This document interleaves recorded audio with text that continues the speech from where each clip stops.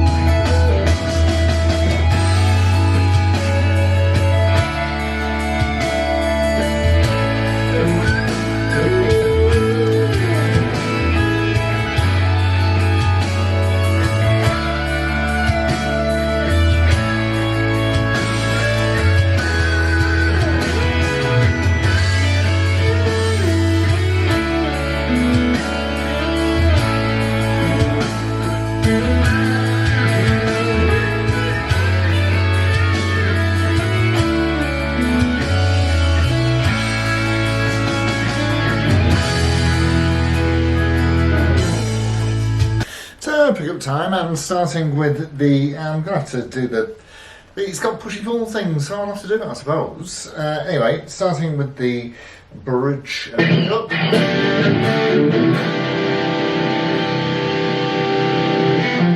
Into the centre.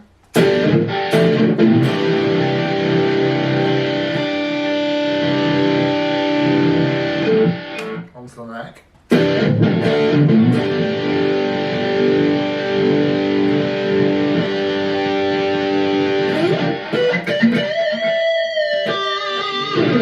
Which does have that beautiful choral thing when you get above the 12th, you know.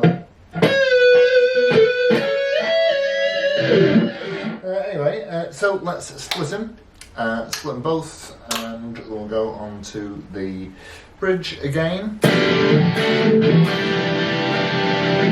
Yeah, not bad to be fair. And into the centre. And onto the neck.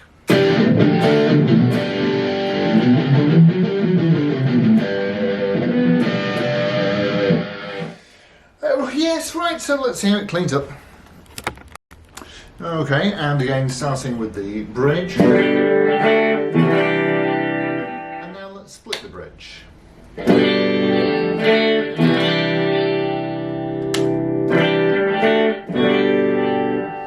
Okay, into the centre, and them both on splits. No,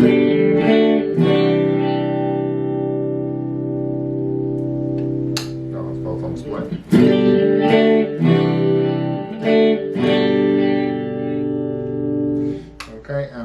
to the neck. Full fret.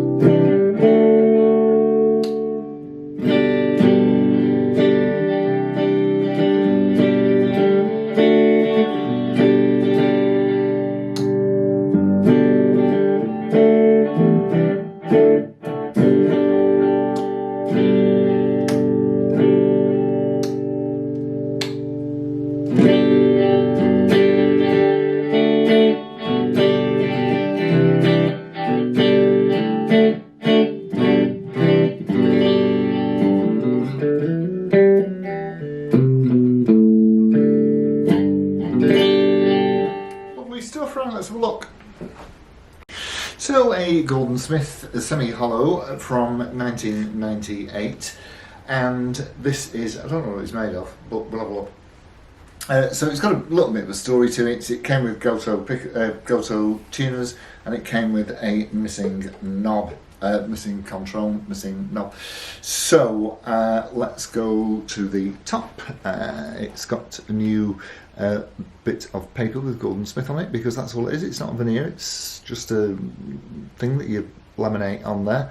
And the Goto tuners have been removed, and this is what it would have had fitted from the factory in 1998. Those of you who know about Gordon Smith serial numbers, hopefully you can see that. You'll be able to confirm it's a 98. Yeah, so these Van Gents is what it would have been equipped with when it left the Partington Factory. The wood species, I mean, necks generally tend to be either maple or mahogany. It doesn't look like maple, therefore I suppose it'll be mahogany. Gordon Smiths always finish them here and start them again for the last portion there. They're all like that. So rosewood fingerboard, we've got some, that'll be perloid, won't they? Just acrylic dot inlays, 22 frets, and on a rosewood fretboard. You always get a brass. In fact, even though the factory has now been sold and the operation has moved to Northamptonshire, the Oudon Corporation, they're still fitting a brass nut to them. So they've always had those. The string height is below the usual 1.25. That's just how it happened. No choking, no buzzing, none of that kind of caper. And we've got a double cut semi-hollow body. I don't know what the wood species is. Could be, I mean, they used all sorts, didn't they? But they were known to be one of the most ethical users of wood. Gordon Smith have always been known to be quite sustainable, and there's probably a good reason for that. So let's just say that the body's made of poplar, I don't know, could be ash or any damn thing really, with a maple cap. It's got maple veneer. You can see the difference in the, well, you can see where it's gone on there, can't you? You can see the lip. So it looks as though that, you know, I mean, they've used these corners are made from something else, and they've been tacked on to save hacking. Look, that is so endearing. I love that. Don't you think that's cool? Anyway, I do. So, 2 volumes, 2 tones, exhaust pipe in the usual place. That takes a bit of getting used to. If you've been playing Les Paul for a long time, having that down there, that's a bit. But at least you're not bashing it every time you're strumming, so that's good. We've got 2.